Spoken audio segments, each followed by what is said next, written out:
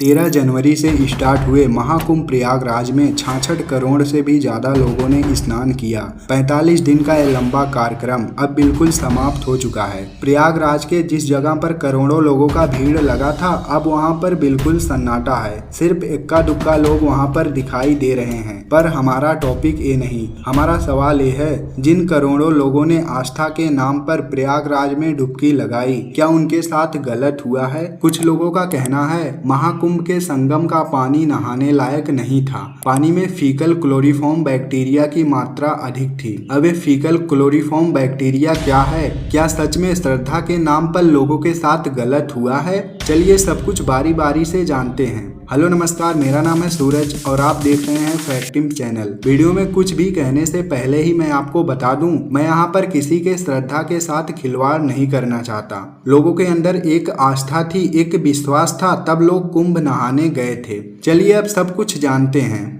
17 फरवरी को एनजीटी ने, जिसका पूरा नाम है नेशनल ग्रीन ट्राइब्यूनल, इसने सीपीसीबी से प्रयागराज कुंभ के पानी की रिपोर्ट मांगी। सीपीसीबी का मतलब सेंट्रल पोल्यूशन कंट्रोल बोर्ड, ये ministry of environment, forest and climate change के अंतर्गत आता है। सीपीसीबी का काम है जल और वायु प्रदूषण की जांच करना। जल में कितना प्रदूषण है, वायु में कितना प्रदूषण है, उसकी जांच करके सीपीसीबी के लोग उसे शुद्ध करते हैं। 17 फरवरी को जब एनजीटी ने सीपीसीबी से रिपोर्ट मांगी, तब उस रिपोर्ट में फीकल क्लोरीफॉर्म बैक्टीरिया की मात्रा बढ़ी हुई थी। दरअसल फीकल क्लोरीफॉर्म बैक्टीरिया ये एक ऐसे बैक्टीरिया हैं जो मनुष्य और कुछ जीव जंतु के आंतों में पाए जाते हैं। जब कोई इंसान या जीव जंतु मल त्याग करता है तो ये फीकल बैक्टीरिया उस मल के साथ बाहर आ जाते हैं। जब पानी के अंदर फीकल क्लोरीफॉर्म बैक्टीरिया की मात्रा अधिक हो जाती है, तब एक क्लियर हो जाता है कि पानी के अंदर मनुष्य और जीव जंतुओं का मल काफी मात्रा में आ रहा है। यदि फीकल क्लोरीफॉर्म बैक्टीरिया पानी में बढ़ रहे हैं तो इसका मतलब अब और भी अलग अलग तरह के बैक्टीरिया पानी में आएंगे।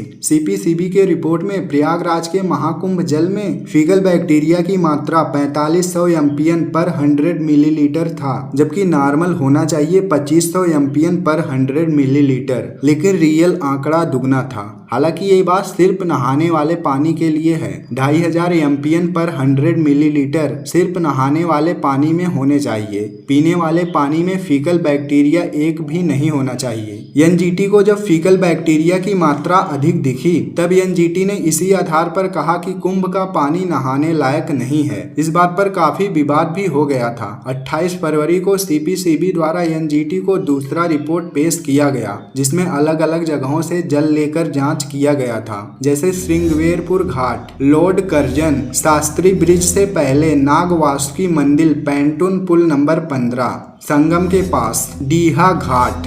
लिस्ट में और भी नाम है, आप देख सकते हैं। जब हर जगह की रिपोर्ट देखी गई तो हर जगह पर अलग अलग नंबर आए। कहीं का पानी ज्यादा खराब था तो कहीं का पानी बहुत अच्छा था। अब दरअसल पानी खराब है कि सही है, ये कैसे चेक होता है, अब ये जानो। पहले पानी में देखते हैं DO कितना है। देखो, इसे डू मत समझ लेना। DO का मतलब डिजोल्व ऑक्सीजन। यदि DO 5 मिलीग्राम पर लीटर से ज्यादा है तो इसका मतलब पानी सही है। दरअसल जो ऑक्सीजन पानी के अंदर घुला होता है उसे ही DO बोलते हैं। इसी DO के जरिए जल में मौजूद जीव जंतु सांस लेते हैं और अपना साइकिल पूरा करते हैं। यदि DO की मात्रा पानी में 5 से कम है, जैसे कि 1 या 2 हो गया, तब जल के अंदर मौजूद जीव जंतु मरने लगेंगे। इस तरह के पानी को सही नहीं बोला जाता। डिजोल्व ऑक्सीजन पानी के अंदर आता कैसे है, ये भी जान लो। जो जल के अंदर के पौधे होते हैं, जिन्हें हम जली पौधे बोलते हैं, जब वो प्रकाश संश्लेषण करते हैं तो जो ऑक्सीजन निकलता है वही पानी में घुल जाता है, जिसे ही हम डिजोल्व ऑक्सीजन बोलते हैं। जिस तरह जमीन पर पौधे प्रकाश संश्लेषण करते हैं, उसी तरह जल में भी पौधे प्रकाश संश्लेषण करते हैं। जब महाकुंभ के पानी में DO की मात्रा जांची गई तो हर जगह के रिपोर्ट में DO की मात्रा 5 मिलीग्राम पर लीटर से अधिक था, यानी कि डिजोल्व ऑक्सीजन के हिसाब से पानी गुड था। मैं इस PDF का लिंक डिस्क्रिप्शन में दे दूंगा, आप देख लेना। दूसरे नंबर पर आता है BOD, जिसका मतलब होता है बायोकेमिकल ऑक्सीजन डिमांड। डिमांड। बताया जाता है कि बीओडी की मात्रा नहाने वाले पानी में 3 मिलीग्राम पर लीटर से कम होना चाहिए। अगर इससे ज्यादा हुआ तो इसका मतलब पानी गंदा है। अगर 1 मिलीग्राम पर लीटर है तो इसका मतलब उस पानी को हम पी सकते हैं, और वहीं पर अगर 3 मिलीग्राम पर लीटर तक है तो हम लोग उसमें नहा सकते हैं पर उसे पी नहीं सकते। पर अगर 3 मिलीग्राम पर लीटर से अधिक हुआ तो इसका मतलब ना ही वो पानी पीने लायक है और ना ही वो पानी नहाने लायक है। जब इस रिपोर्ट को देखा जाए तो हमें पता चलता है किसी जगह पर 4 मिलीग्राम पर लीटर से अधिक हुआ है तो किसी जगह पर 5 मिलीग्राम पर लीटर से अधिक हुआ है। इसी को देखकर कुछ लोग कह रहे हैं कि ये 3 मिलीग्राम पर लीटर से अधिक है, इसका मतलब पानी खराब है। पर इस पर एक्सपर्ट लोगों का क्या कहना है उसे सुनो।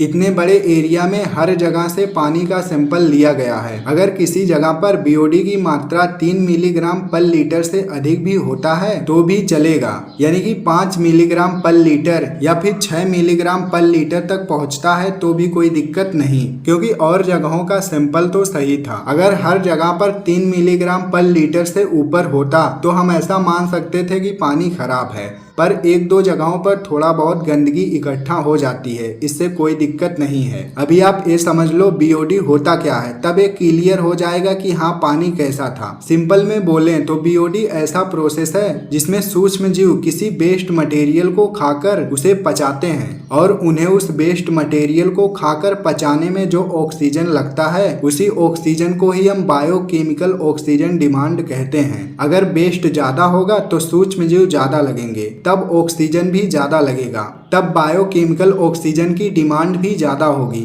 हो सकता है 3 मिलीग्राम पर लीटर से बढ़कर 10 मिलीग्राम पर लीटर तक डिमांड हो जाए। जब बीओडी का इतना ज्यादा डिमांड होगा तो रिसर्च करने वाले ये आसानी से समझ जाते हैं कि यहाँ पर पानी में कचरा बहुत ज्यादा है, यहाँ के सूक्ष्म जीव उसे खत्म नहीं कर पा रहे हैं। प्रयागराज महाकुंभ के पानी में 12 जनवरी 2025 को डीहा घाट में 5.24 मिलीग्राम पर लीटर तक बीओडी देखा गया था। ये पानी गंगा नदी का था और यमुना नदी के पानी में जहां पर पुराना नैनी ब्रिज है, जब वहां का सैंपल देखा गया तो ये था 4.52 मिलीग्राम पर लीटर। हालांकि संगम के पास जहां बहुत लोग नहाए थे वहां पर काफी ठीक था। एक्सपर्ट लोगों का इस पर कहना है इन 2 जगहों पर ज्यादा होने से कोई दिक्कत नहीं, अगर और जगहों पर सही है तो इसका मतलब पानी नहाने लायक है। तीसरा होता है सीओडी, इसका मतलब केमिकल ऑक्सीजन डिमांड। अभी जिस तरह बीओडी काम करता है उसी तरह सीओडी भी काम करता है। बीओडी जो है वो एक स्लो प्रोसेस है जो कि छोटे मोटे वेस्ट मटेरियल को साफ करता है, लेकिन सीओडी जो है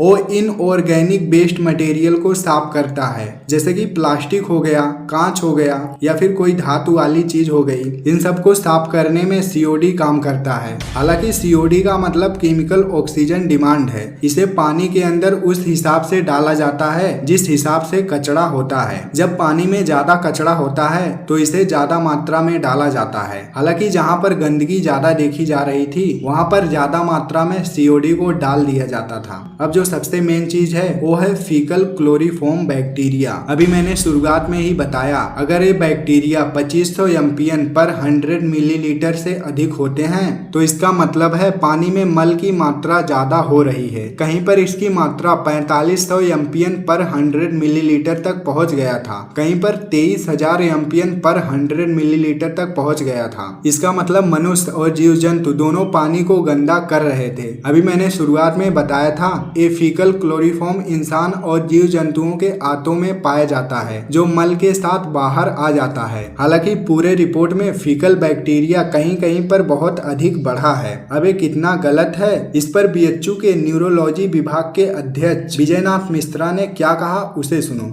उन्होंने कहा, गंगा के पानी में जो फीकल क्लोरीफॉर्म की संख्या बताई जा रही है यह सही है। जहां मास गैदरिंग होता है वहां पर फीकल क्लोरीफॉर्म की संख्या बढ़ जाती है। मास गैदरिंग का मतलब कोई बड़ा आयोजन जहां बहुत सारे लोग इकट्ठा हुए हों, उसी जगह को मास गैदरिंग बोलते हैं। विजयनाथ मिश्रा जी ने ये भी कहा, गंगा जी का पानी ऐसा पानी है जो फेज बनाता है। यह फेज कितने भी प्रदूषण को खत्म करने में सक्षम होता है। फेज ये एक वायरस होता है जो कि गंगा नदी में पाया जाता है।